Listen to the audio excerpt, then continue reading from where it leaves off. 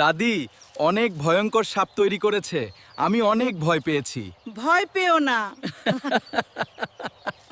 আমি অনেক সুন্দর জিনিস বানাচ্ছি, এগুলো সবার কাছে পাওয়া যায় না। গ্রামে ঐতিহ্য। তুমি খুব তাড়াতাড়ি শিখে যাবে। এটা অনেক সুন্দর হয়েছে। চেষ্টা করো, তুমিও পারবে।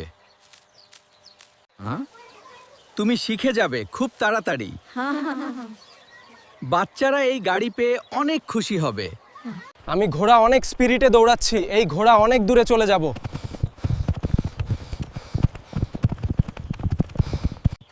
আরে বাবা, দেখছিস তো এটা ফুলকপি।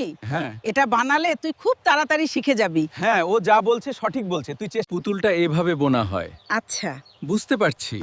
তুমি খুব তাড়াতাড়ি শিখে যাবে, বাচ্চারা দেখে অনেক খুশি হবে।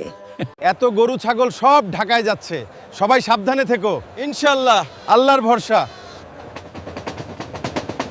হাতির অনেক ব্যথা, আমি ওকে কাঁধে করে নিয়ে যাচ্ছি ওষুধ লাগাবো বলে। চিন্তা করিস না, সব ঠিক হয়ে যাবে। এইটা এভাবে বুনতে হয় নাতি। খুব সহজ, শিখে যাবি। চেষ্টা করছি দাদা। এইবার ঠিক হচ্ছে। তুমি এটা খুবই সুন্দর করেছো। সত্যি এটা আপনার চেয়েও সুন্দর হয়েছে। আমি পার্টি দিয়ে মানুষ তৈরি করছি, আপনারা চাইলে শিখতে পারেন আমার কাছ থেকে। দেখতে অনেক সুন্দর হয়েছে। কত সুন্দর দেখতে। হ্যাঁ, খুব সুন্দর হয়েছে। দাদাজি অনেক সুন্দর জুড়ি ও বালিশ বানাচ্ছে। আমি এটা শেখার চেষ্টা করব দাদাজি। তুমিও খুব তাড়াতাড়ি শিখে যাবে। গাড়িটা সাবধানে নিয়ে যাও। হ্যাঁ, আমরা চেষ্টা করছি। এই গরুটাকে ধরে রাখো।